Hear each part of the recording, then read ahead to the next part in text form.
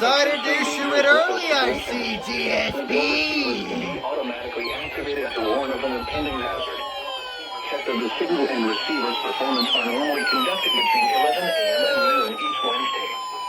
If there had been a threat of severe weather, the test would have been postponed until the next available good weather day. The test would have been broadcast, and the warning alarm will vary at any given location. This variability normally more noticeable at greater distances from the transmitter can occur even though you are using a good quality. Surprised they tested on all, honestly. The warning alarm will be activated for hazardous watches and warnings.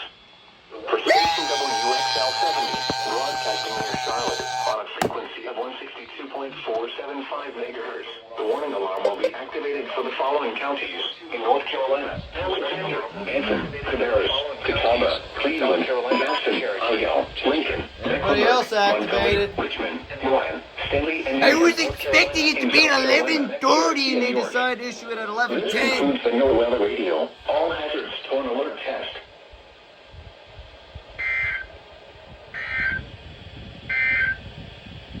Flood watch remains in effect from 2 p.m. Eastern Wow. Daylight Time this afternoon through Thursday evening. Watch flash flooding caused by excessive At least rainfall. you went off.